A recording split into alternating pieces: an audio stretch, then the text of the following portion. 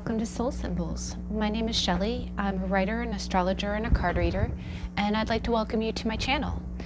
Today is Tuesday, and it is How to Tarot Tuesday.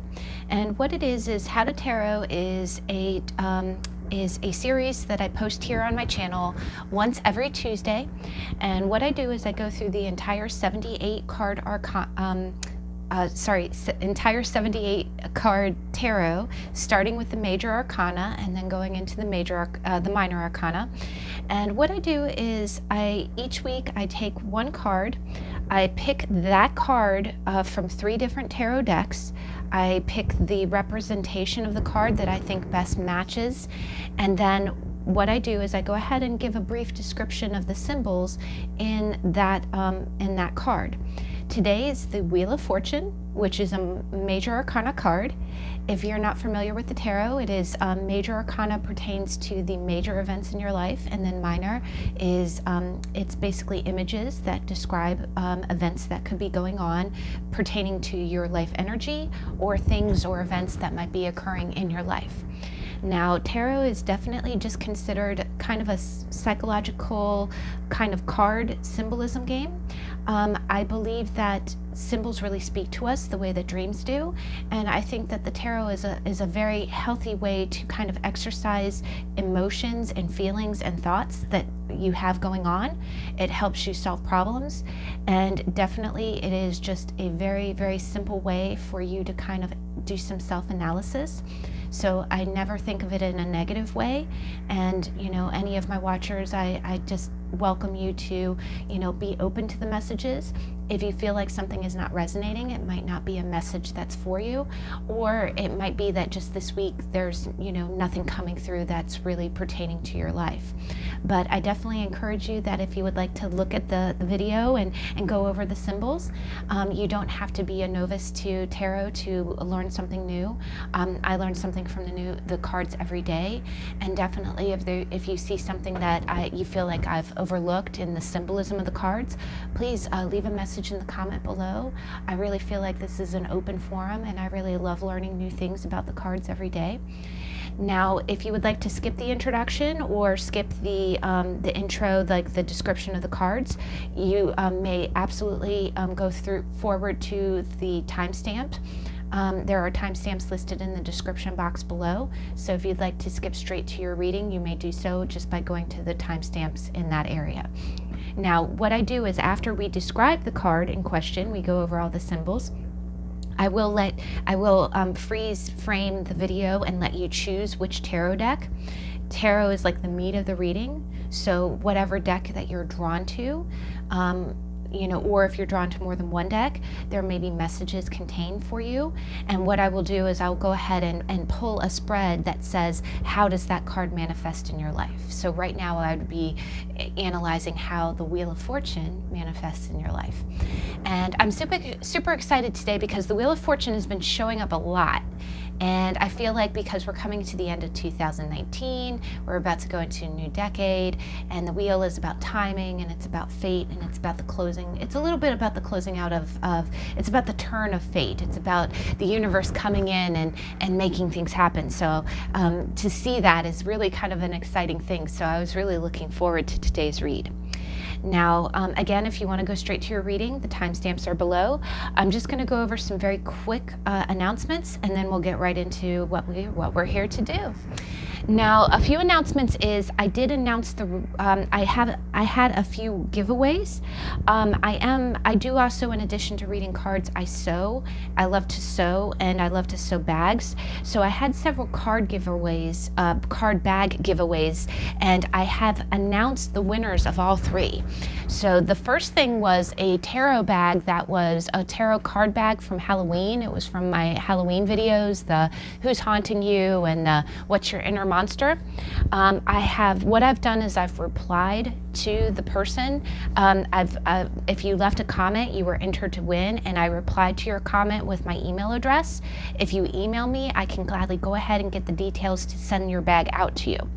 The second bag that I had was from my Dungeons and Dragons readings, which I hold on the 20th of each month, and it was this Dungeons and Dragons dice bag that I had made, and I've again also announced the winner. I have replied to your comment if you were the winner, so please email me. The last one was the coffee bag that has inside, it has coffee cards, and it has a $5 gift card to Starbucks, and it's inside of a coffee bag that I sewed. So it's a handmade bag, handmade item, but very well made. And again, I have replied to your comment. The winner has gotten a reply to their comment. So please feel free to visit that video if you commented. And if you're the winner, by all means, if you feel comfortable, if you'd like to claim your prize, please email me at the soulsymbols.yt@gmail, and I will get back to you, and we'll confidentially get your mailing information, and I'll send that right out to you. And I really hope that I can get that out to everyone before Christmas, or in a very fast manner. So that is the giveaways.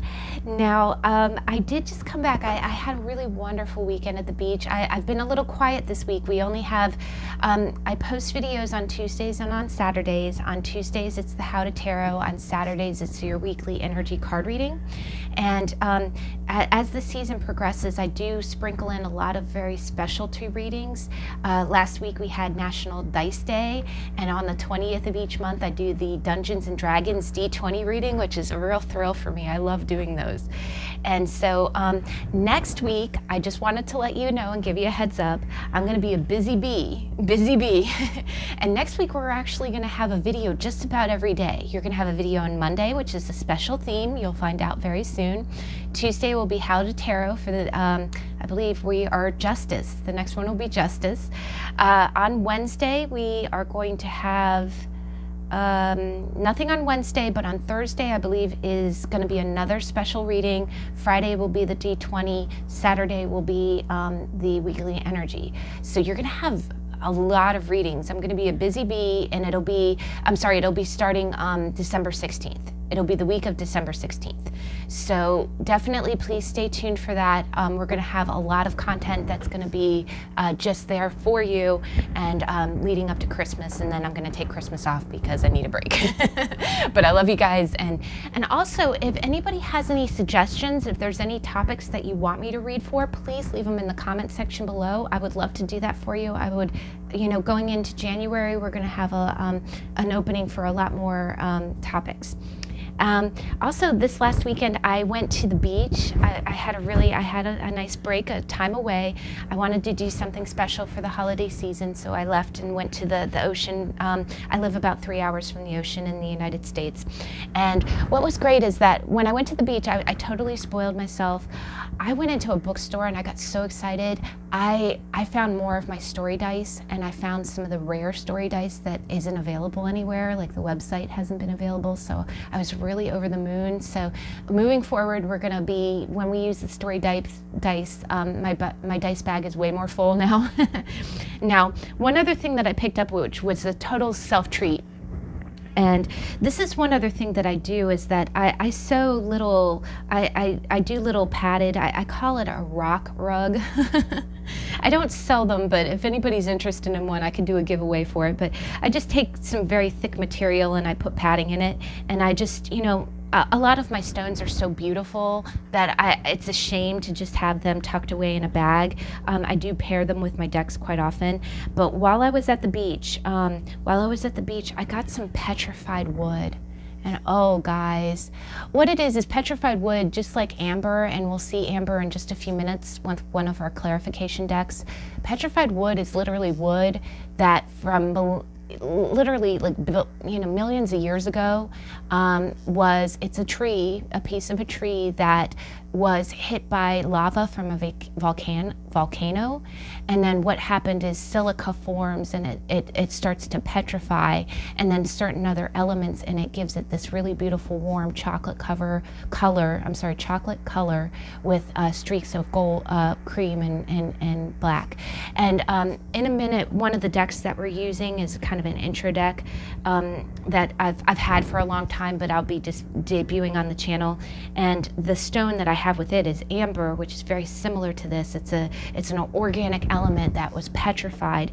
And I'm a science nerd. Well, I'm not a science and math person, but I love nature, and I just think it's so beautiful. So and the funny thing is this little guy was in a bucket full of other pieces of petrified wood, and I could not put it down. And you can see I can't put it down now either, so I think it was just meant to be mine. And so I picked it up at the beach, and I haven't paired it with a deck yet, but in the future, and I just put it on display on my rock rug with all of my other stones, my opal and my obsidian and all of my favorites. So, all right, guys, so that is it with the gum flapping. I will stop the announcements now, and we'll go ahead and get into the thick of it. That's what we're here to do. Now, per the norm, we have 3 decks.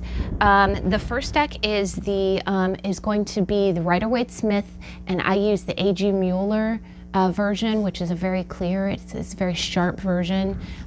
If you are a tarot nerd like me, what it is that tarot was created over 100 years ago, and it's like art, and literally the plates for the art, the original artwork, got lost around the Second World War, and it was done by Pamela Smith. There's some really great books.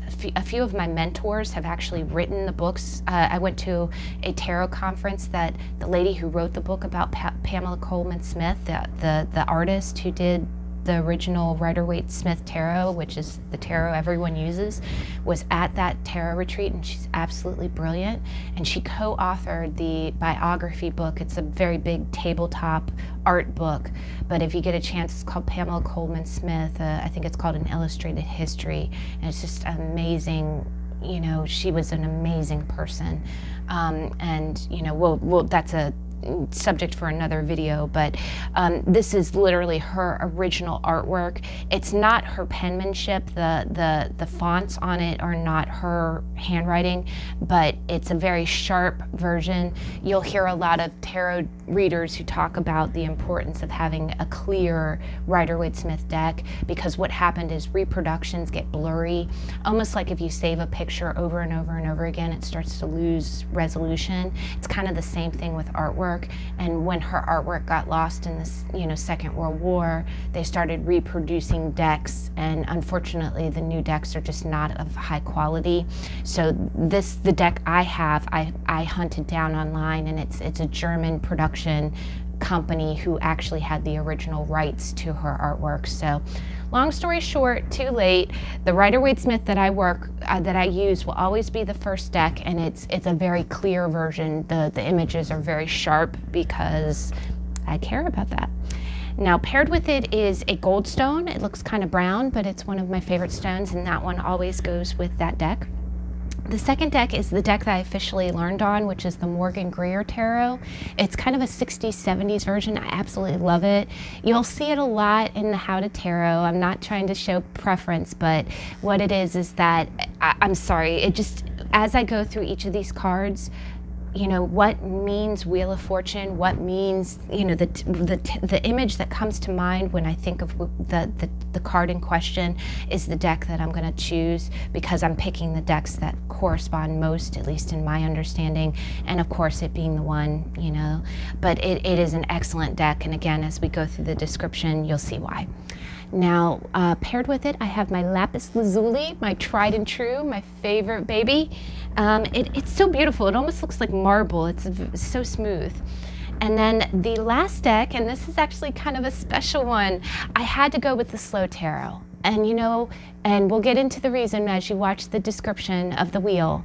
I'll tell you why I picked this deck, but the slow tarot, it won slot number 3. It came in 3rd for the best Wheel of Fortune.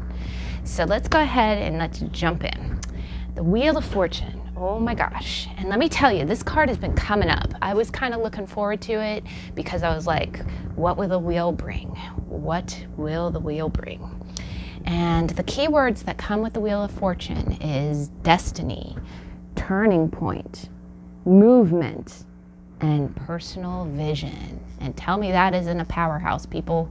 Personal vision. And what you see here is the traditional vision of the Wheel of Fortune is you've got four corners. You've got what looks like a virgin angel with a book.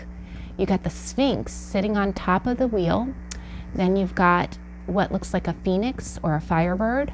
Then you got what looks like a bull, and then you have what looks like a lion, and all of them have books and all of them have wheels. Now definitely what you see is on the wheel you see symbols which looks like, I believe this is Kabbalic. It's Kabbalic symbols, possibly even rune. And then in the bottom of the wheel, what's kind of coming up, seems like he seems clung to the bottom of the wheel coming up, is the symbol of Anubis, which is the underworld. And then you have the snake, and it's almost like the snake seems like his head is downward turning, right? And then you have the secret of the pharaoh holding a sword. And of course, as we know from tarot, swords means enlightenment, it means breakthrough, it means mental, and so what you see is a wheel that is turning, and it has very strong symbolic and historic and Egyptian, and what it is the four symbols on each corner are the four elements of the fixed signs. And you see this in the world as well, so you'll see a lot of references to the world, but they are different meanings. But the virgin or the angel, it's a virgin with wings, which looks a lot like an angel. But that's Aquarius, it's the water bearer. The eagle or the firebird always represents Scorpio. Then you got Leo the lion, which is Leo, and then you got Taurus the bull. And what it is that the Wheel of Fortune is a sign of inevitability. And not in a negative sense. I know a lot of times when you see something that, I think as human beings, we tend to feel like everything's out of our control, that things are happening to us and not for us, like things are, it's kind of a sign of fate. And when you think about that, it really does speak of that, because look here, for the Morgan Greer, I love this imagery, because look, you have the people who are on top of the wheel are a king and a queen, and they're raising their cups as if to say, salute, I am on top of the world. Then look, you see someone who's falling, and look, you don't even see his face. And then you see this hand that's churning a crank as if, look, see, you two are on top of the world, but just wait. That turn, and it's coming from clouds, right? The hand's popping out of clouds. It's almost like, it is like the hand of the universe saying, and look, there's a cliff. And, you don't see anything off that cliff. You have no idea where that guy's falling, but you feel like it's going to be into a cavern of death, right? And it's a little spooky. It's like, okay, why does things have to be outside of our power? But what it is talking about chance. It's talking about the way that it's really talking about the pattern of life. What it is that, life goes on. You've heard that phrase, life goes on. And with every movement, there's a new beginning. Sometimes there's endings, sometimes there's, beginnings. And what it is that I always think, anytime I see the wheel, I always think of the old adage, the only constant in life is change. Change is the constant. Life will go on. It will always move. It will always evolve. And sometimes you're on top and sometimes you're not. But that needn't make you fearful. You always have free will. But the thing about life is that sometimes life is trying to push you in the right direction. And sometimes that direction doesn't feel comfortable at first. But every great success story that you've ever seen involves some kind of conflict. It involves some kind of turning point, right? Sometimes life has to make you uncomfortable in order for you to appreciate it. It is kind of when you see the wheel, it does talk about seeing the way that life's threads kind of weave together. It's kind of like finding an opportunity in an accident. what I always think of is, I love the TV show Mysteries at the Museum. And what I love about that show is it never fails. All of the greatest success stories, anyone who's ever created anything has always faced this really, really moment of truth where they were down and out, things were just failing, things were not going in their direction, right? They were falling off the wheel, right? They were falling off the wheel. They didn't know where to go, right? Like, for instance, silly string. Silly string was originally meant to be a way to, it was supposed to be a medical application. It was a way, what it was is plaster of Paris, the cast, the plaster that you use when you're immobilizing someone's hand from being broken. It's a very wet kind of thing, and if you're trying to use that kind of material in a humid climate, like maybe you're fighting a war in some place that's in South America that's very, very warm and temperate, the plaster won't dry. So silly string, they were trying to create, something for a medical purpose, and it turned out to be a toy. Silly putty. Silly putty was meant to be a cleaner for wallpaper back in the Victorian times when people had wallpaper and used coal fireplaces. It just goes on and on. Edison and the light bulb. There's so many stories about how things were really, really bleak, and someone had an idea and it wasn't quite going the way that they wanted it to go. Either that or their fortune was turning. Maybe they had been on top for a long time and then they had to figure out a new way. And again, Anubis being the god of the underworld, it's transformation. It's like, okay. And what you see is you do see it in a wheel. The pharaoh is like being on top and having the secrets to the universe, having all the knowledge with the sword. Then you see the snake falling. It's like if you look at this going counterclockwise, you see the snake and snake is also transformation. It can also be a fall from grace. But you see it on the falling side, and then you see Anubis, which is the god of the underworld or transformation. It would kind of be the symbol of Pluto coming back up again. So it's really how you handle your luck. It's how you handle your luck. It's based on, it is a lot about destiny. It's kind of a turning point. It talks about moving in a different direction and turning things around. And just like those scenarios, and if you ever get a chance to watch that show, by all means, every single story was inspirational and it was based on true events. Someone had an idea and it wasn't being applied the way they wanted it to, or they felt like they were at a dead end, or they felt like, there was, some kind of catastrophic event coming. Either that or you just feel stuck. That's another expression. Sometimes you can just feel stuck. You can feel like, God, I feel like I have no talents. I'm doing something very mundane and I don't feel like I'm going anywhere. But that's usually when the wheel shows up and says, you have talents. You have something you can do. You're just not really seeing it right now, and we're trying to get you to see it. So it is about altering your present course. It's like looking at the events and thinking, okay, what can I do? I mentioned in another video, and I forget which one it is, but you know how sometimes when it's in between pay periods and you look at the pantry and you're like, oh gosh, all I have is tomato soup, cheese, and bread, and it's like, oh, okay, let me make a dinner of tomato soup with grilled cheese and dip the grilled cheese into the soup. It is kind of working with what you have if you are on the downside of the Wheel of Fortune. But the other side of the Wheel of Fortune means that you might be at a down point and your life is about to speed up, and it is about to speed up in a very big way. And that's where I really wanted to go into the third card. This is where I felt like the slow tarot was really beautiful. And what it is you have someone who's wearing green, who's abundance. Green is growth. It can mean family. It definitely means the heart chakra, but you see a woman who's kind of flipping a coin your way and winking.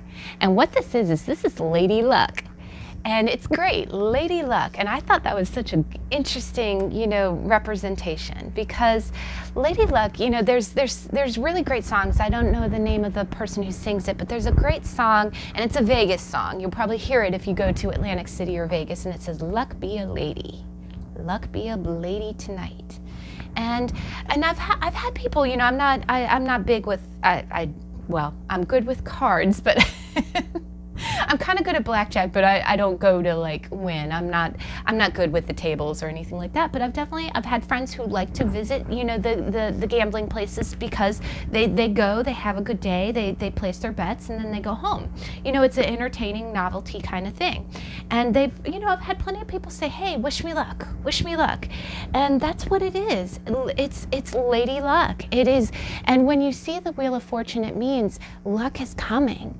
Luck is coming, and it's probably going to come when you least expect it, is what the Wheel of Fortune means. It definitely means seeing. It means that, you know, you're going to be swept up in some new developments. You're going to be. The other thing is, you know, the last card that we read was the Hermit, and the cards definitely do transition one from the other. Sometimes it's definitely good to look at the previous card, and then once you feel like you're kind of getting to the end of the current card, start to look at the next card in the Major Arcana. And these are major events. So the Major Arcana is really, really strong. It's very important.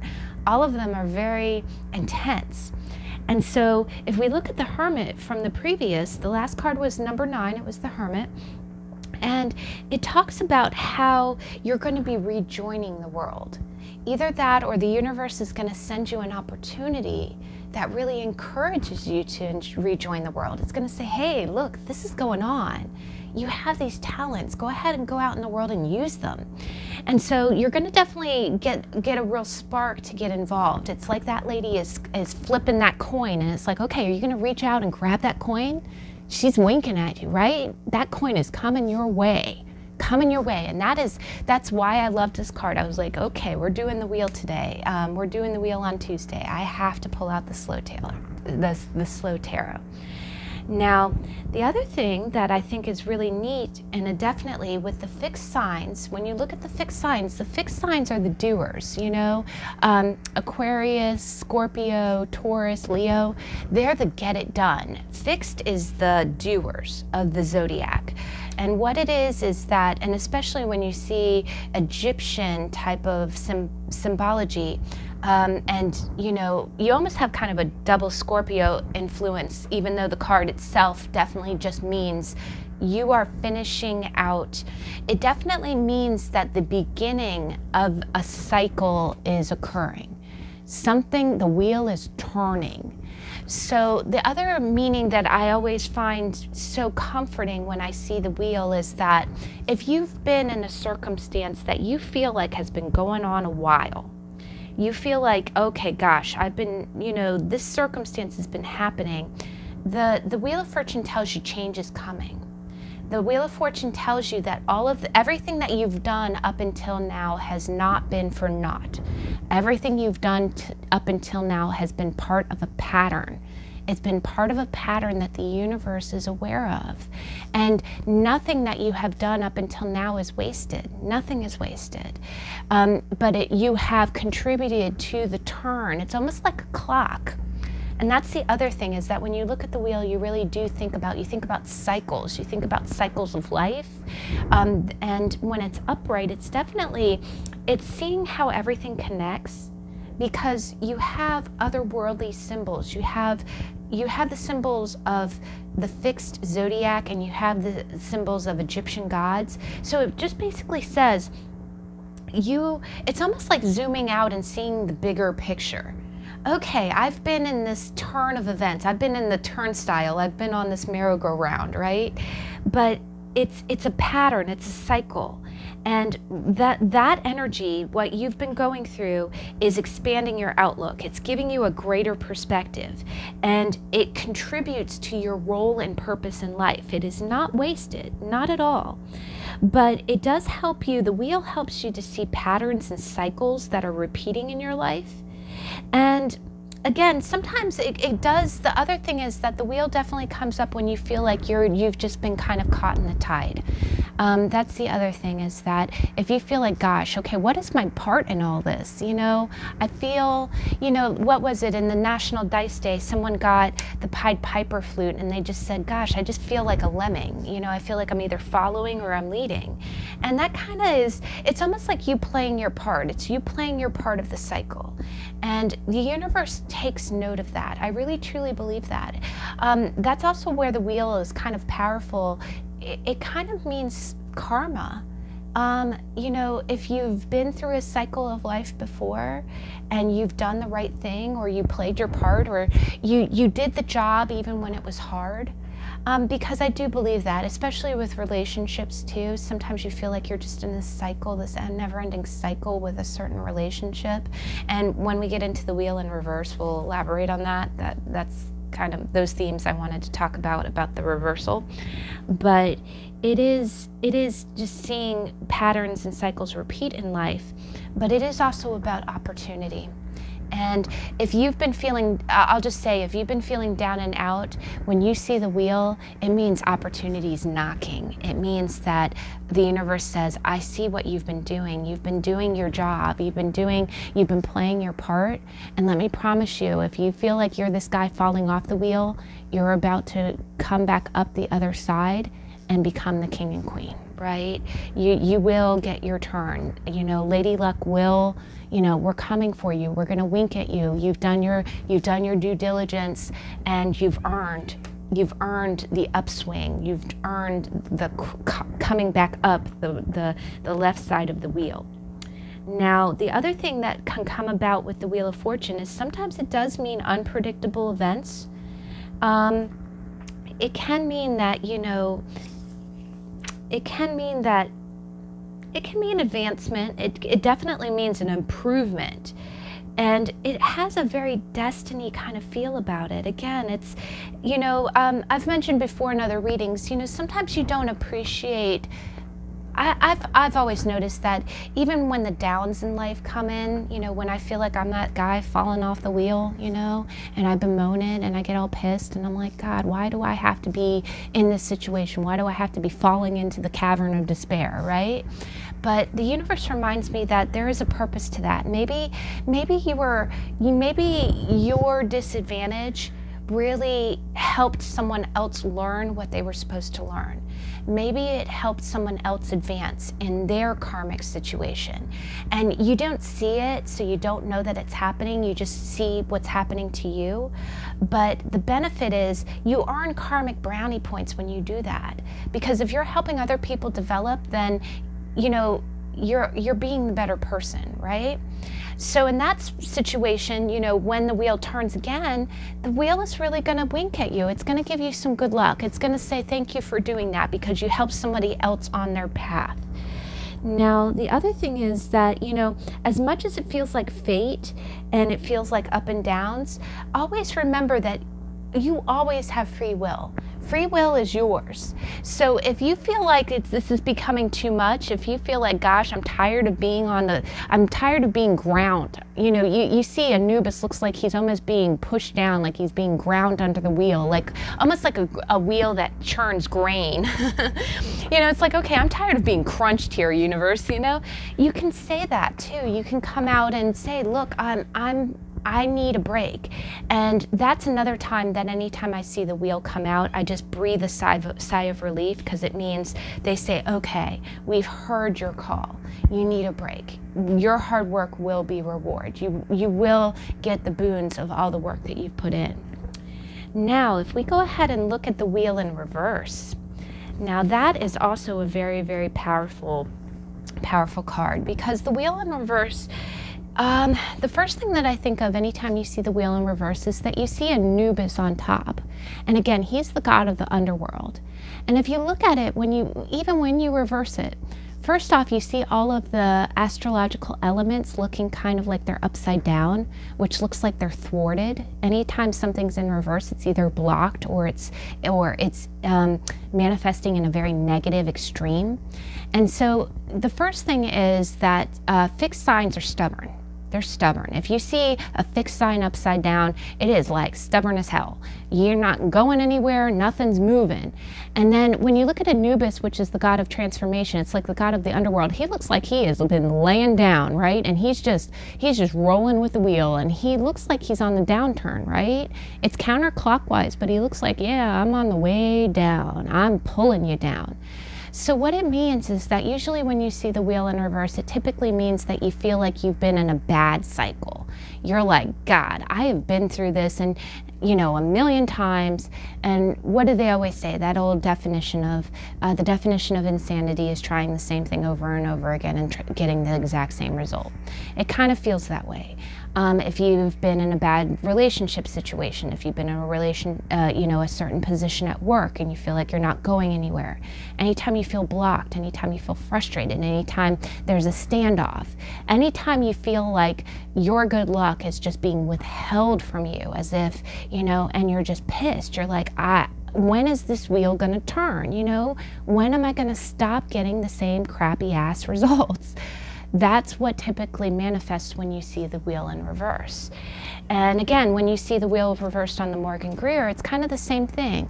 This time you see the guy, he almost looks like he's falling, it's almost like he's falling from the sky. And what's scary about this one is that it looks like he has a farther distance to fall, right? And even when he does fall, he's gonna just kind of hit the wheel and bounce off into the atmosphere. He's never really, it's kind of that feeling as if, gosh, I'm just never gonna reach that king and queen. It's just not there for me. So it is kind of a feeling of despair. When you feel the wheel in reverse, sometimes you feel like the universe, you feel like fate and destiny is just spiting you, like it's just not giving you your due, and that you just feel like you're at the mercy of fate. And again, and then the last one, you see the same thing. You see the coin falling off. You see it falling up or down into a place that you can't reach it. It's like Lady Luck is almost more smirking, So the wheel in reverse is not, just like all cards in reverse, it has a negative implication. But the one thing that I think is beautiful is that the wheel is so positive that it is positive, kind of like the sun. It even when it's in reverse, the one thing that I like to see is that it's a cycle. It's cylinder, right? It's circular. So even if you are kind of starting out on the negative swing of things, it's round. It's round. You are going to come back up to that other side, and you see the snake slithering back up. He's going to come back up, you know what I mean? And not to say anyone's a snake, it's not like that, but it just basically means that you may be on the down and out, but the wheel will turn. And that's the other beautiful thing about the wheel in reverse, is that all it means is that it's delayed. It's delayed, and it's a wheel. It's a wheel, it's going to turn. You might have to wait a little while. It might be a little longer than you anticipate, which gets frustrating. And again, all those fixed signs in reverse, you might get pissed with it. That is one thing that I see when I see the wheel in reverse. You get pissy. You're just like, dang it, can we hurry this up, So sometimes when you see the wheel in reverse, that's the way that you're going to feel. But just trust that the wheel will turn. It might take a little bit more time. But, have faith, destiny is on your side, and Lady Luck will wink at you once again. So guys, I got animated in that, which I knew I would, but I hope you enjoyed. But that's the wheel, and it's a cool card. It's a cool card, and honestly, we're coming up on the end of a decade, right? And that wheel is turning, baby. That wheel's turning. And this card in particular has been coming up in just about every single reading. It's been coming up for me personally a lot. And it makes me a little nervous, but it also makes me pretty darn excited, because I'm like, okay, wheel, come at me. Come at me, bro. I think sometimes there are moments in life where you're just like, I'm ready. I'm ready for some change. I'm ready. I'm tired of the wheel being in reverse. I'm tired of the same old, right? Sometimes you do. And it does take a lot of bravery too. The wheel is not too far off from strength, and sometimes that takes courage anytime. And that Leo, that lion is on there too. So it takes courage. It takes courage to face what's coming. All right. So let's go ahead and get into your reading. What I'm going to do is, let me go ahead and describe the deck super quick.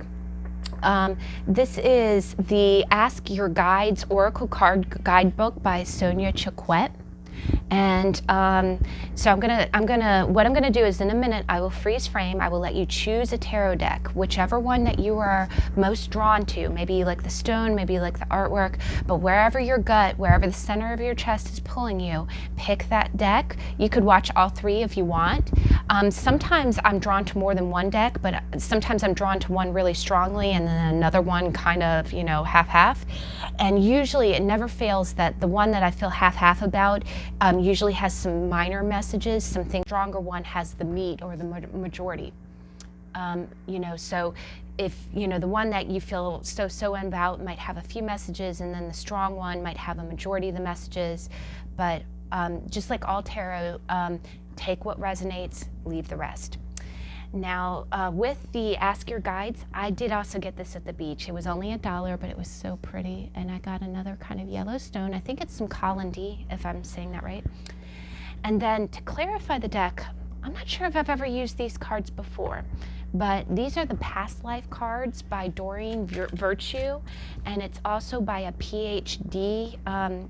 Again, all of the names of the decks and the authors are in the description box. But unfortunately, these cards are no longer for sale. Doreen Virtue has decided to not do Oracle anymore. Which was a religious decision, and I respect that, but unfortunately it's one of these things. If you try to find these cards online, they are out of print, but the descriptions are in the description box below. And what it is they are past life cards. I don't normally, I just felt like because it speaks of cycles, the wheel speaks of cycles, I really wanted to do kind of a more descriptive deck. And the stone that I always pair with it, and it seems to go so perfectly if you see this, you know, I used a amber stone, and earlier I talked about how I picked up some petrified wood from the beach. I got a petrified wood stone. This is an amber stone, and very similar to petrified wood, what it is this is tree resin. It's almost like tree sap, but a little different, from millions and millions of years ago. It's tree sap that got petrified, and then it becomes almost like a stone-like substance. And oh my gosh, I wish I could describe, just like the petrified wood, I love holding it. It just feels like such a powerful thing. And I just feel like when we talk about cycles, or we talk about cycles of life, it could pertain to elements of, you know, previous events. And I was just very moved to use those stones. So we'll pull your deck, we will clarify with the oracle, and let's go ahead and get started. I'll pause the video. Please choose from your intuition, and I'll see you in a minute.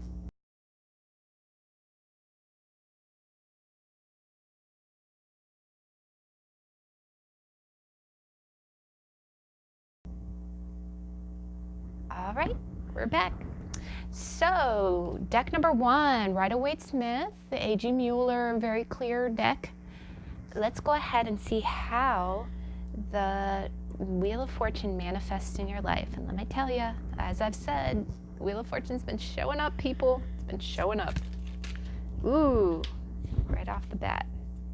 How is the Wheel of Fortune manifesting? Okay, thank you. Ooh, right in my lap.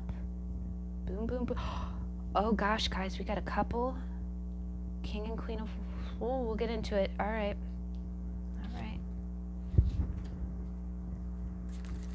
Is the Wheel of Fortune.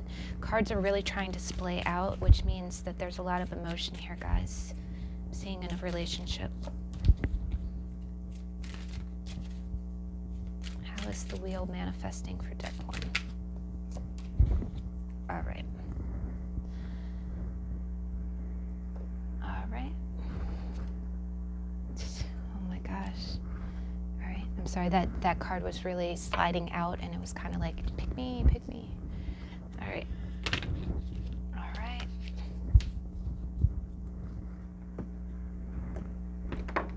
Ooh, sorry, I'm knocking my poor amber around. It's, you know, it's so neat. Amber is lighter than a regular rock. I know that sounds weird. Okay, so Rider-Waite-Smith, how does the Wheel of Fortune manifest for our deck 1? How does the Rider... This is sticking out.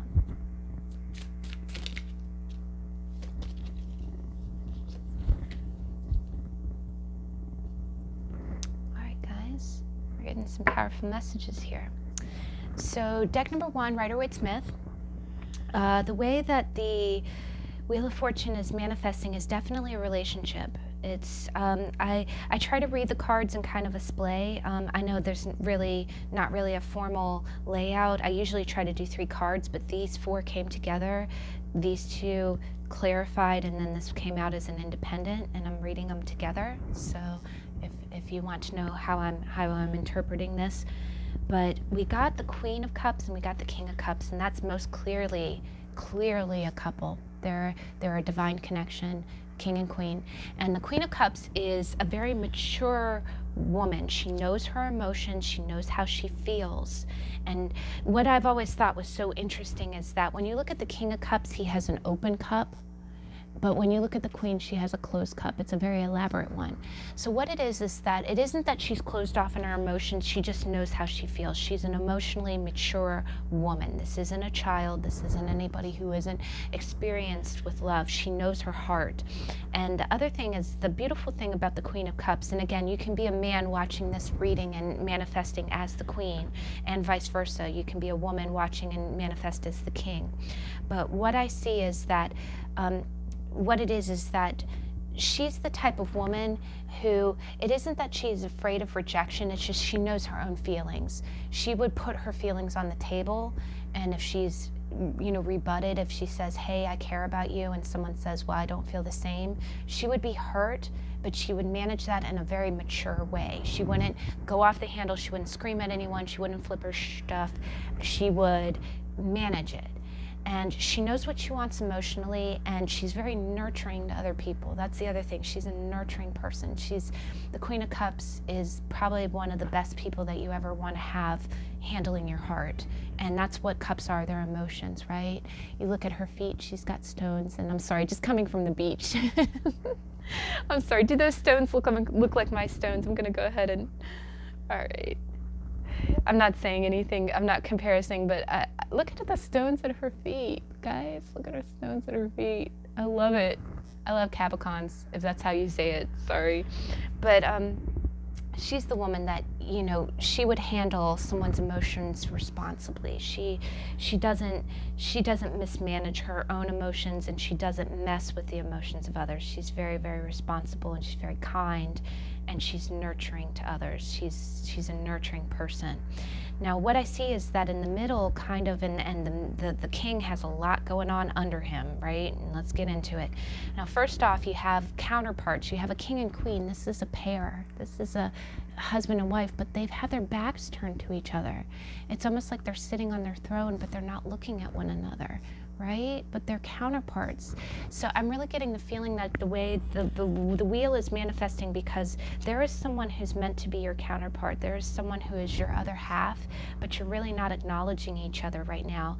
It's almost like you're doing your own thing. He's emotionally mature, you're emotionally mature, but you're kind of looking off. You're looking at your cup. You're doing you, which is actually I'm getting a sense that that's a positive thing, because you need to do you. It is almost like that scenario where you offered your heart and maybe you didn't get a receptive response.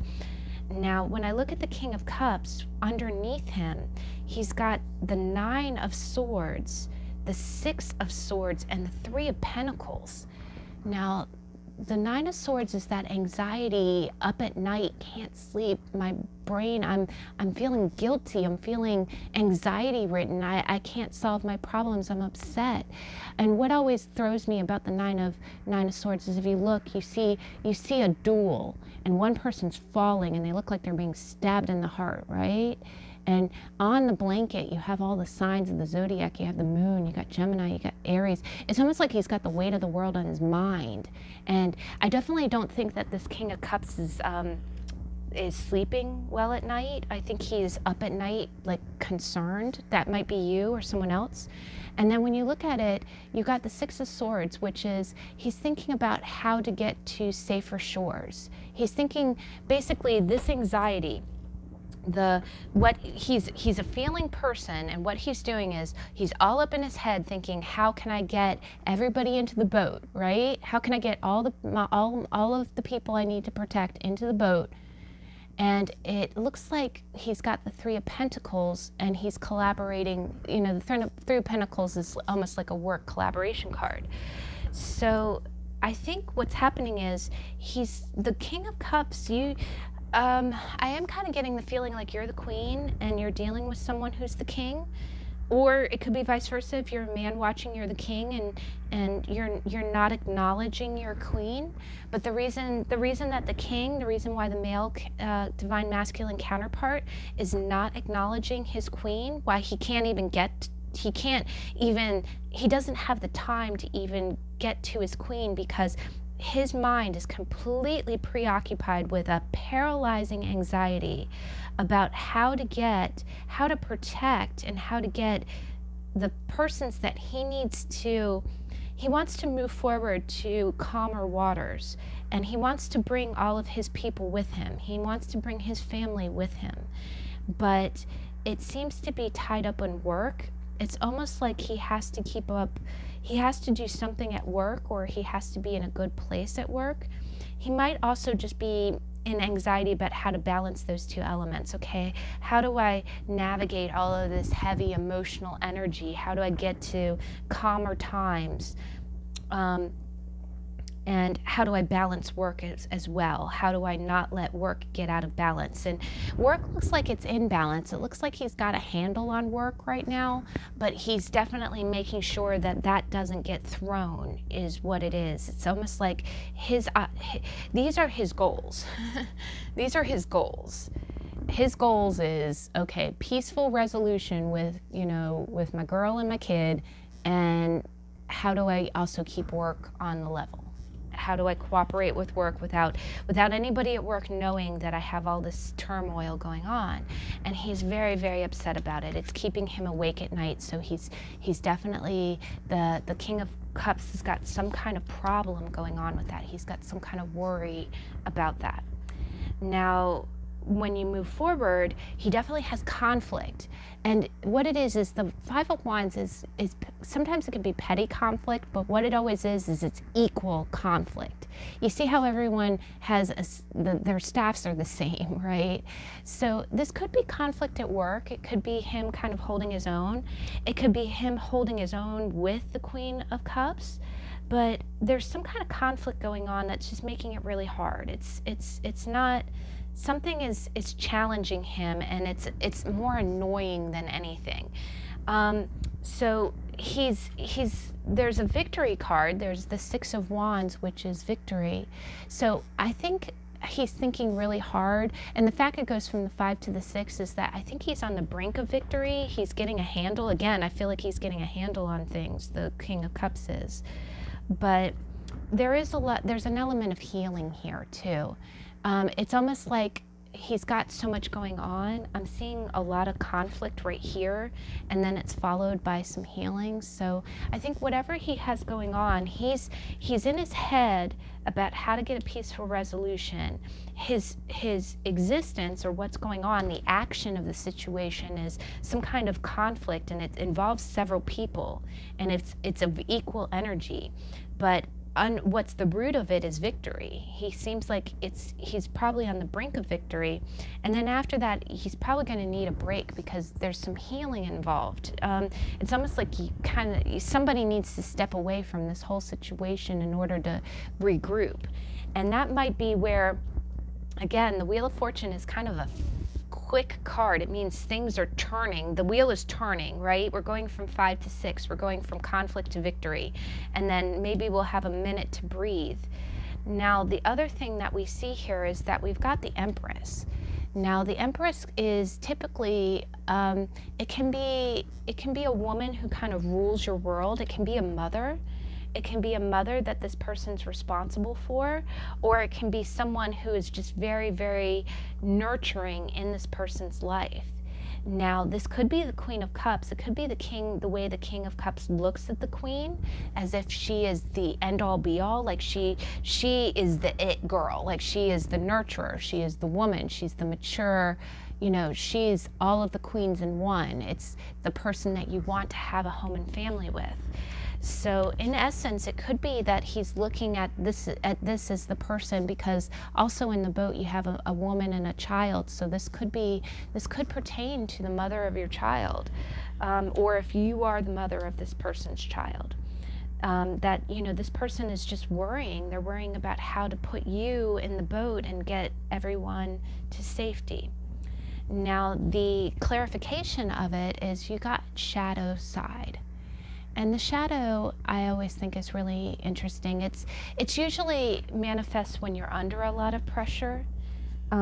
It's when you're kind of showing the not so good of your side of yourself because you're intimidated, you're angry, you're feeling, you know, maybe you're feeling kind of like things. The other thing is, you know, with the Wheel of Fortune, sometimes you feel like things are unfair, especially if you're on the turning side of it. But to read it real quick, it says, although no one likes to admit it, we all have our dark sides and shadows. One less than flattering facets of our personality that take delight in abusing and shaming others for and wielding power in the most unfair ways. Whether it's the condescending remark to the slow-moving grocery bagger at the supermarket, the aggressive hand gesture directed towards the meandering driver on the road, or the belittling comment made to your uncooperative child, many of us are guilty of hurting and deriving others at times. So what it's basically telling you is it's saying the guidance is to be mindful of those times that you're acting out of a sense of ego or a sense of the lower drives, right? You want to be that person that you see how this person's little, the person who's handing up the love is little, but then you see this person who's kind of towering over it. What it is it kind of seems like you might be looking at other people who are giving love, and you might be looking down at them in a vengeful way, like, you know, you're so stupid, why are you giving love, you know, you're weak. And then you have these hands coming down on you saying, look, that opinion is not warranted. Don't get hard on other people. It could also be that other people are expressing the love that you want to express, and you're jealous or intimidated. That's a shadow side element, and that's something that you kind of have to exercise. One thing that I always like to do, because it happens to me a lot, sometimes I'll look at someone and I'll get intimidated, and I will feel that little shadow side pop up, like, you know, well, why are they like that? You know, the moment you start comparing, that usually is the trigger sign, right? That's the sign. And what you want to do is the moment you start comparing, or the moment you want to tear someone down, ask yourself really truly what's going on. Okay, why is this person triggering me? Why do I feel like intimidated by them, or why am I directing this hostility towards them? If it's because they have something that you don't have, try to focus on the things that you do have. Maybe, you know, there's something that they have that you don't and you're jealous, or maybe they're exhibiting, you know, positive things, but, you know, and you're not, you're feeling like in a bitter mood. Try to manage that, you know, definitely try to see the good in yourself, and shine a light on why it is that you're feeling the bad emotions. That's usually a good step. Now, your past life cards is you got communal living. You got communal living, which is living, you know, together, and you got imprisonment and slavery. And gosh, guys, I have a feeling that this bitterness or this shadow side, I have a feeling that you're feeling some kind of resentment. It could be from some kind of joint living situation. Maybe you have some kind of joint responsibilities with someone else that you own property with. Maybe you're a roommate and you room with someone and they're really starting to get on your nerves. Or maybe you just have it in, maybe also you do not want to live with someone anymore and you're looking to change the arrangement, but you're not quite sure. Again, you know, the traveling to other shores, you're not quite sure how you're going to get the money or how you're going to make the changes that you need to get to the result that you want. But you're feeling a little imprisoned by it, and it might be making you resentful. That's what I'm kind of seeing. So, but again, you know, there's never a problem that you can't solve. There's always a solution. Just kind of look at the elements involved. And I would definitely encourage that, you know, whoever is the Queen of Cups and whoever's the King of Cups, please have a conversation. maybe someone is having a trouble with their family, maybe someone's having an issue with their mother, or maybe someone's in a problem that they're trying to figure out on their own. But you don't have to do it on your own. And I also see that with the Wheel of Fortune, the wheel is turning. You're about to get a really lucky circumstance that might give you a solution to this issue, this joint living situation that maybe you're having some kind of conflict with. But all right, and cups also do mean family as well. So but that's great. All right, guys. So I sincerely hope everything works out good for you. But that is deck number 1. So let's go ahead and get into deck number 2. Can you see? We got the Morgan Greer. And the How to Tarot does always run a little bit longer, but again, anytime you want to jump straight to your reading. So, Morgan Greer. Oh, that's way many cards. Let's just see what we got going here. Wow, okay. So, oh, thank you. Oh, we got the Six of Wands last deck. All right. How is Wheel of Fortune manifest? Thank you. And I'm going to go ahead and put this at the side because it was kind of flipping to the side. Thank you. And we got 2 there. All right. Got the Empress last deck. Gosh. Guys, we got some kind of, maybe someone's a cross watcher and watching a second deck, or maybe you were drawn to both decks, one a little bit more than the other. So please tell me how.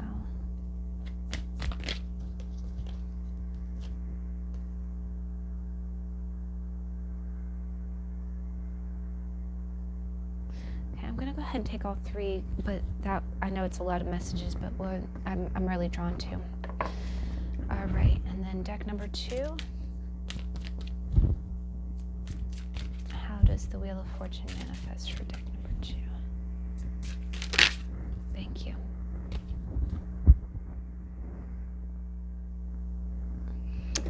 All right, so deck number 2. What we got going on is we got the Six of Wands. And then in the middle we got a lot of sixes. We got the Six of Pentacles. And then we've got the Two of Wands. And then to wrap it up, we've got the Empress, and we got the Eight of Wands coming out right underneath.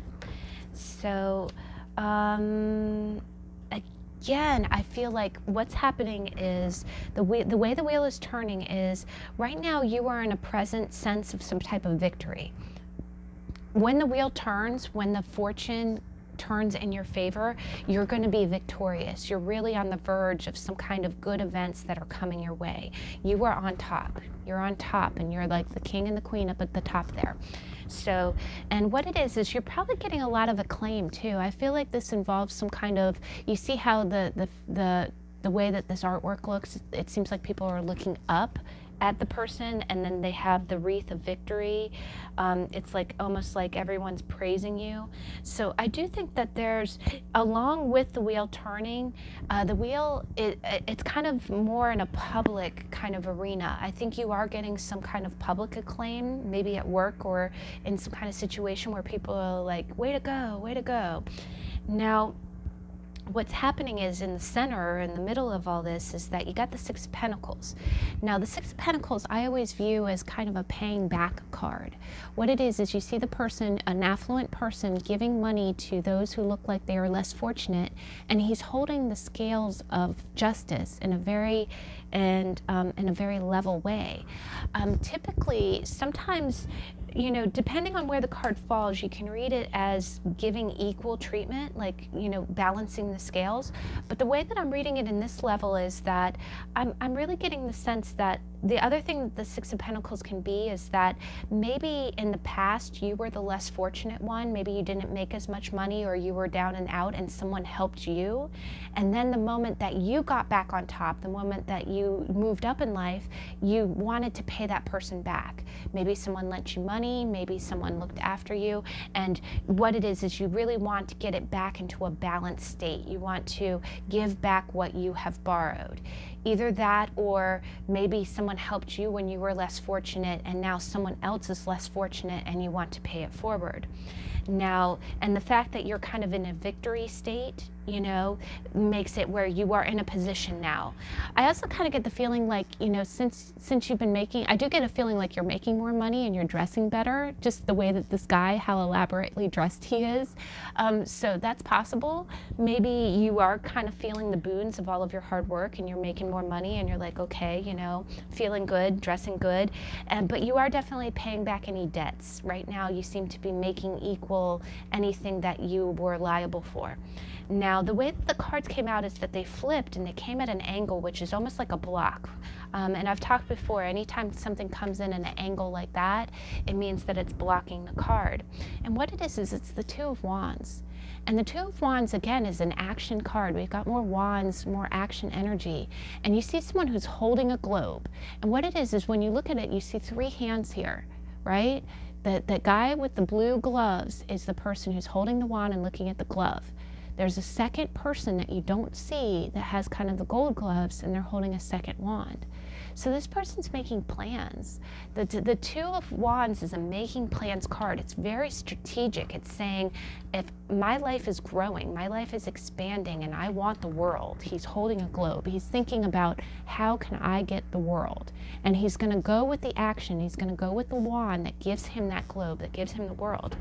Now, the fact that it's crossing the Six of Pentacles tells me that the way that the world is, the wheel is turning, is that you've had some kind of victory recently, and it's given you some kind of fiscal, some kind of financial advantage. You are on top right now. You are ahead, and you're able to dress better. You're kind of breathing a little easier financially. But the problem is that you are blocked, or the thing that's blocking you is, where do you go next? What is the direction that you want to go in? And it's almost like you're kind of at a pause, because we've also talked about the Wheel of Fortune. Things are about to speed up, and they haven't yet. And twos are decisions. So the fact that the two is blocking the six, it says, okay, you want to make something equal. You want to pay back. You want to make everything level. It's almost like you want to get back to a zero balance with everyone. You don't want to owe anyone. You want to start afresh. And then when you start afresh, from that starting point, from ground zero, you're going to say, now where do I want to go? Where do I want to go now? How do I build my future now? But that's kind of blocking you right now. You're deciding what it is. You're deciding your life path, which is a very heavy decision, but you're about to take action, and that's where the wheel is turning. You're about to take action, right? You're planning your future, where it's going to go. Now, in the future, you have the Empress and you have the Eight, which is underneath her is the Eight of Wands. So there's either someone who, and again, you can be a man or a woman watching this reading, but there's either, if you're a man watching this reading, and you might be looking at someone that you see as being as being your empress. You might be looking at someone who you see as being the mother of your children, as being your wife, as your divine counterpart. And the empress is the real deal. She's the empress of all queens. She embodies all of the queens. So I think part of your plans, and your plans are at a standstill, is that as soon as you get everything paid off, as soon as you get things paid off, that wand in your hand, the one that's next to the glove, the one that's next to the globe, the guy with the blue gloves, he knows where he's going, and he's going right towards this empress. He wants the empress. And again, you can be a woman watching this too. It might be, you're going towards you. It could also be you in the sense where you are looking to become the empress.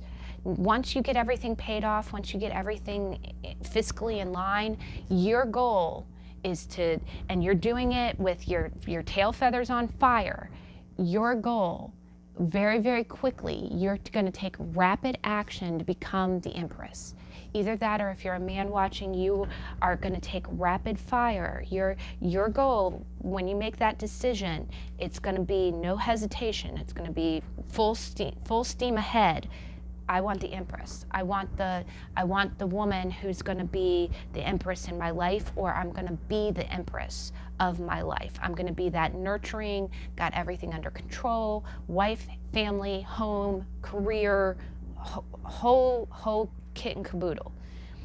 Now, the advice card you got is, the first one you got was imagination, which is inner child.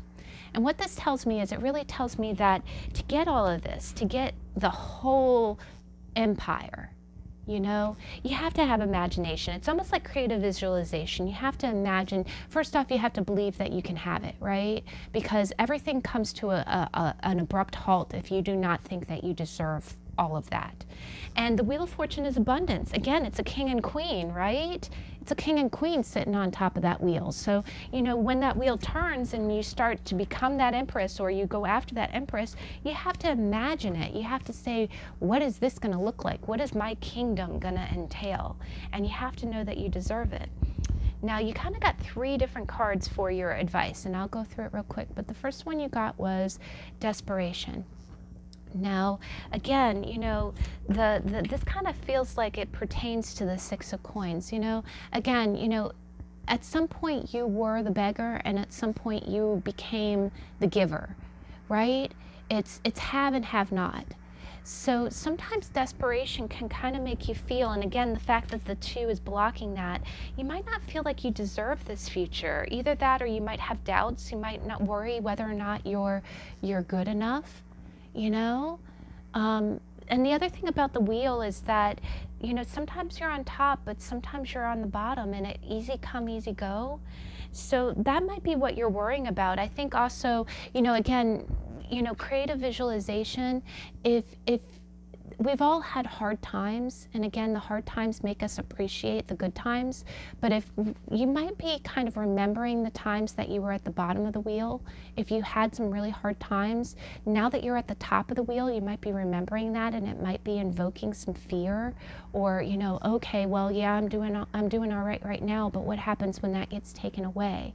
You know, and I think it's kind of telling you to be wary of those type of thoughts. You know, don't feel like you're not good enough, but if those type of thoughts are creeping up, be mindful of them and kind of exercise them. And here, look at this. There you go. You got judgment. And look at that. You have a magnifying glass. So here, I'm kind of reading this 2 ways. First off, if you took a sudden shift from being on the bottom to being on top, maybe you had, you know, no money before, and then all of a sudden you have a windfall of money, you might have people who are questioning that. You might have people who are judging you, either that, or you might be judging other people. But here you see, definitely there's someone who's kind of fussing at one person, and you kind of have a magnifying glass there. Now, you have this higher spiritual body that's kind of looking at that. So the other thing might be that, you know, if you are going forward in life, just make sure, and again, you know, because the wheel can also rule karma, if you are making amends for things, make sure that it doesn't have to just be financially, spiritually, or I think when I think of pentacles, I think in the physical world. Just definitely make amends in a physical way. If there have been things that you've done that you were not on the level, now is your opportunity. And in order to start from ground zero, to really build, to, you know, if you're going to make everything, you know, level, if you're going to bring all of your books into the green, do that with people as well. You might feel a little bit judged, but at least you will have that all cleared out. You know what I mean? You will wipe out all of that karma and start afresh. And then the last card that you have is you have devotion. And what's beautiful is that this artwork is actually the same artwork that's on the back of the card. But it just basically says that, you know, I have a feeling it talks about nature spirits too, and the Empress is very in tune with nature. She's connected. That's kind of her realm. But the nature spirits definitely just talk about, you know, if you are moving forward with new plans in your life, you know, be devoted to them. I know the wheel can kind of turn, and, you know, but it's definitely about, you know, kind of sticking with the decisions that you make and seeing where they go. Here it says, it's inspiration, contemplation, and faith. Do not allow your mind to isolate you in fear or get stuck dwelling in misery. Instead, go outside and take in the natural world, which is a beautiful gift to enjoy. See the divine all around you. Focus on beauty, power, holiness, the beauty, power, and holiness that nature affirms. So I think what might be saying is that there might be a little bit of time between the Six of Pentacles and the Empress. It might take a little while. Maybe you need to pay off some bills. Maybe there's some other things that you need to get in line before you get all of this wonderful abundance that's coming your way. But in the meantime, don't get discouraged. Just handle your business, sort out anything that needs to be sorted. And if you are feeling like, if you are feeling desperation or deprivation, if you're feeling lack, just get outside in nature and just I think it's just telling you to kind of connect to the organic things in life, kind of see that remember how we talked about how there's a cycle in life, there's ups and downs, and I think it'll just kind of give you a higher perspective, which is also the Wheel of Fortune. You pull out and see the bigger picture. Go out in nature and just kind of disconnect from all the responsibilities and just kind of see the bigger picture and just know that the wheel is turning in your favor. All right, guys. Oh, and I'm sorry, I almost forgot you got Celtic, which is a really beautiful card. And I actually, it's funny, I got a Celtic cross from my mom for my birthday, and at first I was fascinated by the lore of the circle around the cross. It seems very Christian, but the symbolism is it dates back to Druid kind of symbology, and what it is that it is a cross of traditional Christianity, but the circle represents the sun, and it represents the natural elements. And what it is that Druid priests would study the stars. They were astrologers, and the Druid priests were almost like nuns. They took on vows. Their studies were never written down. They were trained from person to person. It was very oratory, and they knew how to study the stars.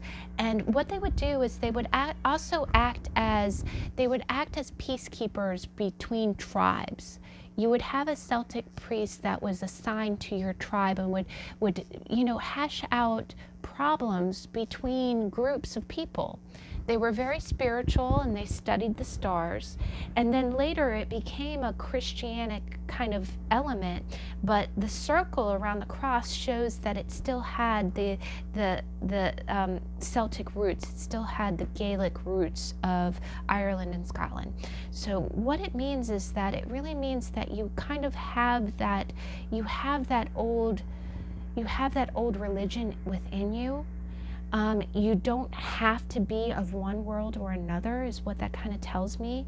Just like with the poor man who became rich and who's giving back, it's kind of a cycle, and you see the circle, you see the wheel of fortune, and you see the wheel around the cross. I think you're a very spiritual person, and I think you're very good at navigating disputes between people, and I just feel like this is a spiritual kind of higher understanding that you have. It's almost kind of like the high priestess, but I just think, again, and Celtics were very in tune with nature. I just think that as the wheel turns, the way that it ties in is that as the wheel turns, just know that this is divinely guided. This is something that's in your favor. It was meant to be. And if you ever feel like you're going through the motions, or that you're struggling with the changes that the wheel brings, just turn to your spirituality, and again, the nature of it too. Turn to nature. See the bigger picture. Go out in nature and see how all of these are cycles. These are just cycles that play into one another, and you are a part of that cycle. You are integral. You are one of it. You are, a child of God and of nature and of the planet. And I think it's saying to just really kind of connect with that, and use that energy to transition, because your future's coming. And and it's coming. It's coming fast. Your future is coming. Let it transition, and it's on its way to you. And it'll be here very soon. All of these readings, it's, you know, we're going into a new decade, a new year. All right, so deck number 2. All right, so deck number 3, we got the Slow Tarot by Lacey Bryant. So how does the wheel manifest for you? Let's go ahead. How does the wheel manifest for deck 3? Oh, thank you. How does the wheel manifest for deck 3?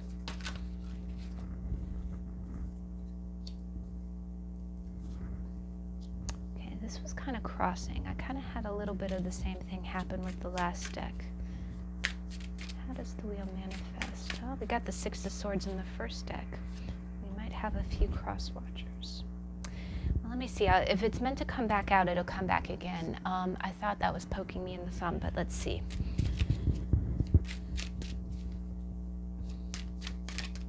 How does... Oh, thank you. We got a flipper. Oh, wow. And we just talked about him. All right. So let's go ahead and get your clarifiers.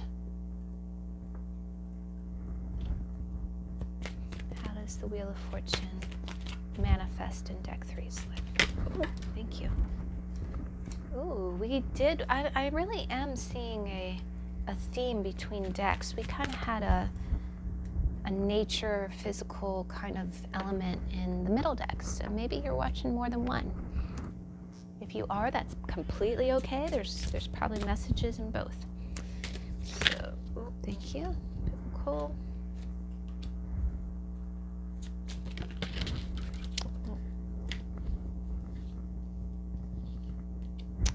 I'm going to go with these two because this one was more of a...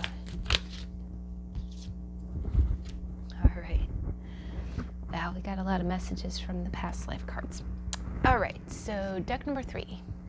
The first card you got was the High Priestess.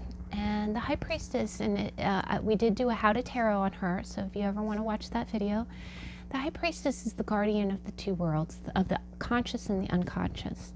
And in this deck, she's quite beautiful. You can see that she's a little bit, older, and she seems very aware. She's clutching a book, so she's definitely of knowledge. And almost similar to the Chariot, she's in between two sphinxes. She's got a light sphinx and a dark sphinx, which is the riddles of the universe. And at her feet, you have what looks like the moon with a sky. And if you look very closely, you see it almost an upside down tree, or a tree that actually behind her you see the branches of the tree, and at the bottom you see the roots. So what it is that and again, I've said this before, I always feel like my pile 3s are very spiritual. I think you're very in tune. Either you might be a reader, or you might participate in some type of new age activity. Maybe you study some kind of new age thing, but I feel like you're very knowledgeable. And what it is the High Priestess, she understands, she almost has kind of two perspectives. She sees the human world, and she sees it as a human. She knows how she feels, she knows how she thinks, but then she can also step back and kind of see the spirit realm. Like she's very good. We talked about how with the Wheel of Fortune, you can kind of, if you zoom out and see the bigger picture about how your role plays into the bigger picture, how you might be a cog in the wheel of fortune. You might be one of the spokes that help the wheel turn. And I just get this feeling like with the High Priestess here, you understand you're part of that bigger system, and you understand it very well. And it's because you're spiritually in tuned. I think you're very sensitive. You might have water in your chart, but I just have this feeling like you get it. You get it. You know how to kind of switch over to the spiritual side. Like if something is happening to you and it might upset you emotionally or psychologically, and then it's almost like you kind of meditate or pull yourself out of it and say, okay, why is this happening? Why is this happening? And you can kind of step back and see the bigger picture. Now, the other thing that the High Priestess tells me is that right now you are kind of in a pause. She's the character that sits back and analyzes, not quite as much as the Hermit. And actually, you got the Hermit in this. So again, you're very spiritually enlightened. I'm getting very, very strong vibes. Strong vibes. You guys get it. You get it. But what it is the High Priestess, she doesn't run right into the fray and just learn by doing. She's not a student of the hard knocks way of life. She knows when to pull back and kind of look and use her intuition to say, okay, what action should I take based on the higher method of things that are happening, the higher, cycle of what's going on, as well as my human and mortal, role in this. Now, in the middle, and we got the Six of Wands. You might be the counterpart to deck 1, but you got the Queen of Swords, and you got the Six of Swords, and that's very mental energy. And what it is the Queen of Swords is, again, that very intellectual person. She's the nurturing manifestation of mental energy. She's very smart. You see in this depiction, she's got a bumblebee, and she's got spikes coming out. Her crown is all spikes and roses. It's almost like, I almost think of that adage, every rose has a thorn, but here it's like more thorn than rose, right? And then she's kind of holding a bird. She's holding a falcon who are trained. So the Queen of Wands, she's extremely intellectual. She knows what she wants, and she gets kind of a prickly,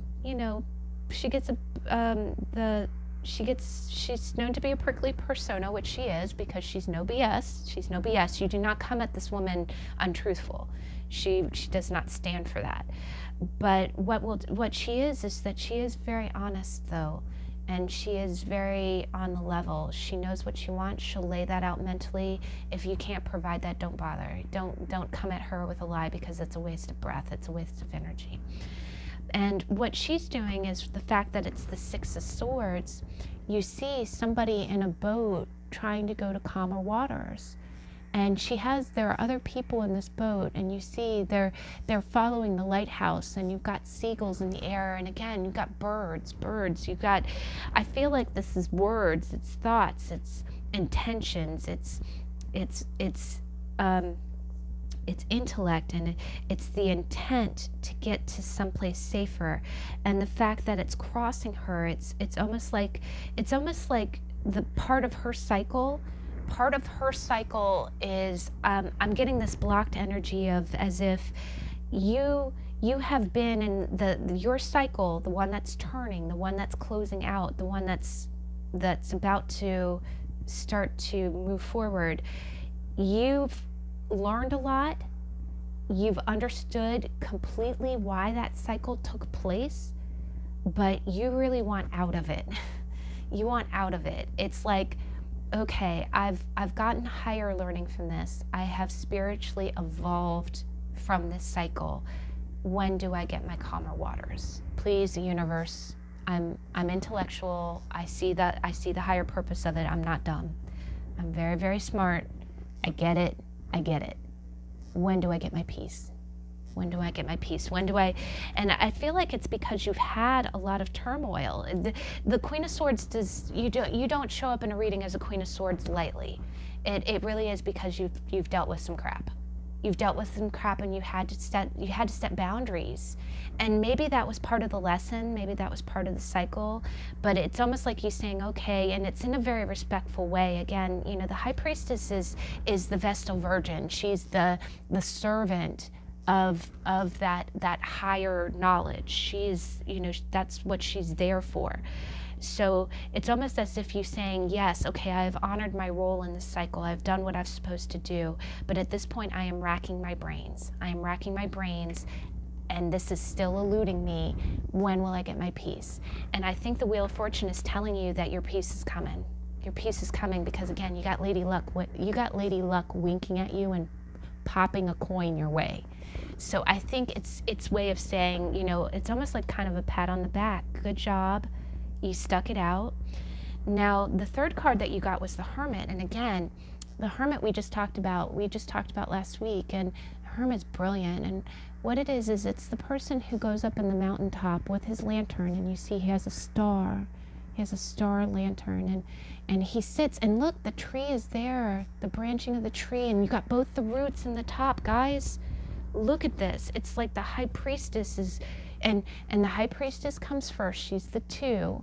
And then you evolve into the Hermit, and you've got roots at the bottom. She's got roots at the bottom. He's got roots at the bottom. You got tree at the top, and you see it almost looks like a little bit more of a sapling here, and here it's far more grown. It's far more grown, and you see he has a beard. He's got wrinkles. He's got gray in his hair. It's like, you know what? I have evolved. I went from the devoted servant of all this higher knowledge to the queen of, not taking any BS, to the, okay, I've been up in the mountaintop. And that is the Hermit. We talked about that. He is the one who has all the knowledge. He doesn't need any more knowledge. That's the difference between the High Priestess and the Hermit. The Hermit has gotten the experience, and he goes into solitude in order to sort out all of those experiences, to figure out how to use it to go forward. And the Hermit is very isolated too. He's a loner type of guy. And here I have a feeling it's saying, okay, yes, you've done the work. You did the work. You waited and waited and waited. You didn't get your piece. You got put through more. And as you got put through more, you just collected that data, and then you went up to the mountaintops to use it, to use it. Now, what I'm going to do is I'm going to do it in a slightly different, well, no, I'll do it in the same order. Sorry, guys. But you got physical body. So your encouragement card is, what this typically tells me is that you see how you kind of have this natural kind of goddess that's all the birds and the bees and the flowers looking down, and it is looking down on 2 people. And again, it's fruits in abundance, it's physical abundance. And what I'm kind of seeing is I'm seeing 2 things. First off, with the fact that the Wheel of Fortune has green and she's throwing coins your way. And the fact that the last card that we had for you was kind of autumn, it was kind of fall, and you see you're very isolated and almost kind of lonely. The Hermit can be a lonely energy. But then by the spring, you have 2 people and you have abundance, and it's almost like you're coming out of, it's almost like the cycle, and again, cycle of life, the seasons. I have a feeling that the end of your cycle is fall. It's fall of 2019, and the beginning of your new cycle is going to be spring of 2020, because it's not only going to be a new decade, but you've been alone long enough, and you've learned what you were supposed to. The fact that you went from the High Priestess to the Hermit, once the Hermit comes out of isolation, he's done. He's learned what he was supposed to, and that tree that was dying or going through its autumn stage is going to burst forth with foliage come spring. And look at all of that abundance. You have grapes, you have pears, and you have 2 people. You have 2 people. So I really think that this might be relationship related. The fact that you had the Queen of Swords, normally she's a pretty solitary character. But in the boat you have 2 people though, right? It's hard to see, but you have someone in the front of the boat and someone in the back, and it looks like a masculine and feminine. So I do think that you might be moving towards calmer times, and I do think the wheel is saying you did what you were supposed to do. And like we said in the intro, it is about karma. If you've done what you're supposed to do, the universe will give you your boons. When the wheel turns, you will get what you deserve.